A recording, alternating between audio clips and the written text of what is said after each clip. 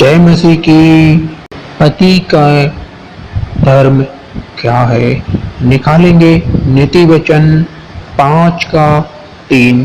क्योंकि पराई स्त्री के होठों से मधु टपकता है और उसकी बातें तेल से भी अधिक चिकनी होती है।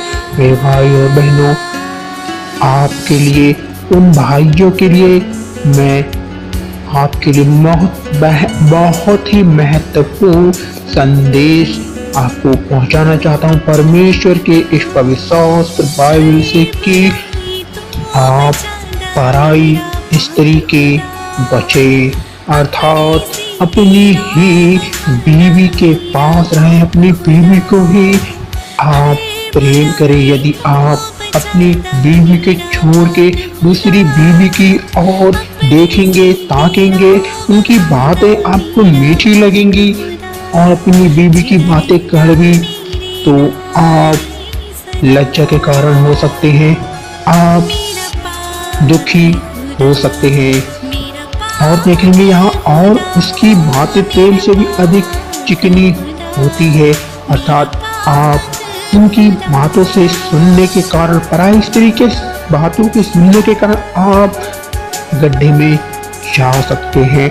परमेश्वर हमें यह बताते हैं कि सिर्फ और सिर्फ आप अपनी पत्नी के ही प्रेम में रहें, आप सिर्फ अपनी पत्नी के ही बातों में मोहित रहें।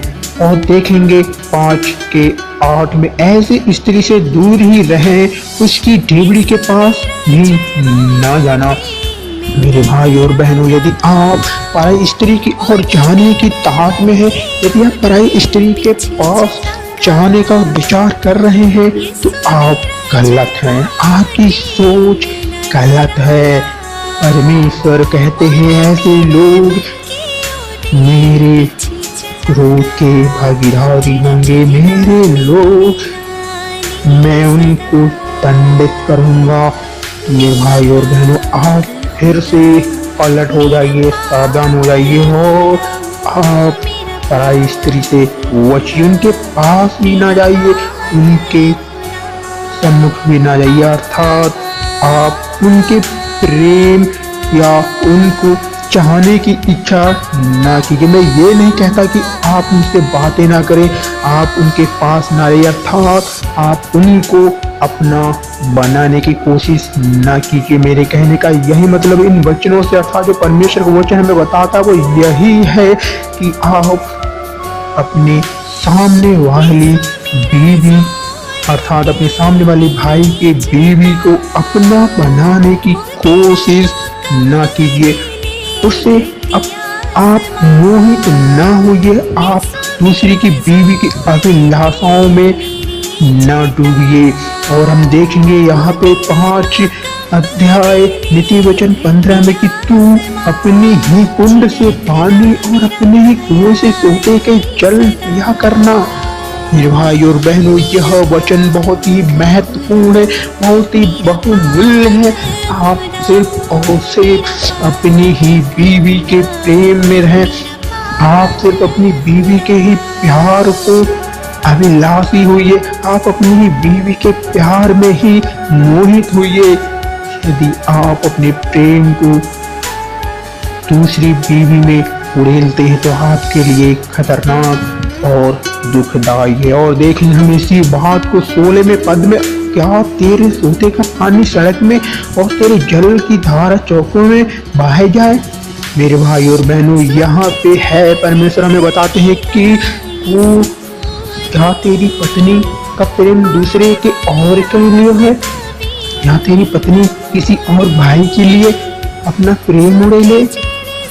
यदि आप अपनी बीवी का प्रेम आप खुद ना लेंगे और दूसरी की बीवी को प्रेम की इच्छा रखेंगे, तो आपकी पत्नी तो प्रेम की भूखी ही रहेगी, वह आपके प्रेम की तो सिर्फ ताकती ही रहेगी। कहीं ना कहीं आप ही कारण है कि आपने अपनी बीवी को वह चाहा ही नहीं, वह चाहत ही नहीं दी, वह इसने ही नहीं किया जो चाहिए था, जो एक पति अपने पत्नी को देना चाहिए बहुमूल्य प्रेम, लेकिन आपने नहीं दिया। आप तो इतने अंधे हो गए अपनी बीवी को छोड़ के दूसरी बीवी को प्रेम में। तो मेरे भाई और बहनों, आप इन बातों को समझिए। और 17वें पद में देखते हैं हम, यहाँ केवल तेरे ही लिए रहे और तेरे संग और औरों के लिए ना हो। मेरे भाई बहनों, यहाँ पे बड़े अच्छे से कहता है कि सिर्फ तेरी ही बीवी तेरे लिए ही हो और किसी के ना हो, और जिसे सामने वाली की बीवी हो वो उसके लिए है, तेरे लिए नहीं है। मेरे भाई, इन पदों को ध्यान से पढ़िए, बहुत ही रहस्य है, बहुत ही इन वचनों में गहराई है, आत्मिक बातें हमें परमेश्वर बहुत ही मुख्य बातें बताने की कोशिश कर रहे हैं इन वचनों से। और देखेंगे 18 पद में, तेरा सोता धन्य रहे और अपनी जवानी की पत्नी के साथ आनंदित रहे। मेरे भाई, यहाँ पे हमें परमेश्वर बताते तेरा सोता धन्य रहे, अर्थात तेरी प्रेम, तेरी पत्नी सिर्फ और सिर्फ तेरी ही रहे और वह धन्य रहे, किसी और की वह भागी ना हो। अर्थात यदि आप तो दूसरी और के बीवी में मोहित है तो आपकी भी पत्नी किसी और पति के मोहित में हो सकती है। वह आपने तो अपना प्रेम दिया नहीं तो वह भी तो प्रेम चाहती है। तो आप इन बातों को समझिए और अपनी जवानी की पत्नी के ही साथ आनंदित रहिए। और देखेंगे 19वें पद में, प्रिय हिरणी यह सुंदर संवारने के समान उसके स्तन सर्वदा तुझे संतुष्ट रखे और उसी का प्रेम नित्य तुझे आकर्षित करता रहे। मेरे भाई, मेरी बहन, आपका यह कर्तव्य है मेरी बहन कि आप अपने पति के ही प्रति, अपने पति के ही आप मोहित रहिए। आपके लिए भी यह वचन है मेरी बहनों कि आप भी अपने पति के संतुष्ट रखें और पति अपनी पत्नी को संतुष्ट रखें, किसी और के प्रेम के मोहित ना होइए। और इसे 20वें पद में देखते हैं, मेरे पुत्र अपरिचित स्त्री पर क्यों मोहित हो और पराई को क्यों छाती से लगाए।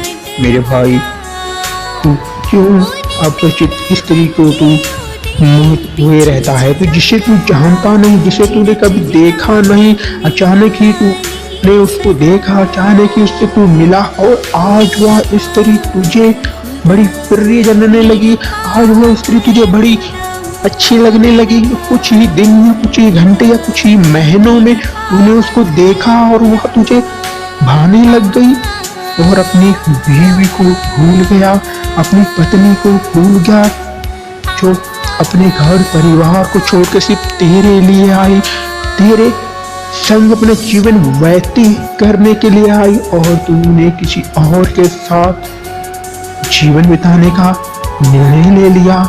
भाइयों, मेरे बहनों, इन बातों को गहराई से सुने और परमेश्वर के वचनों को अमल करें। तो मैं परमेश्वर का और धन्यवाद करता हूँ, आप सबों को आशीष करें। और इसी बात को हम देखेंगे अगले भाग में और परमेश्वर सबको आशीष करे। सबको जय मसीह की। Tell me pretty lies, look me in the face, tell me that you love me.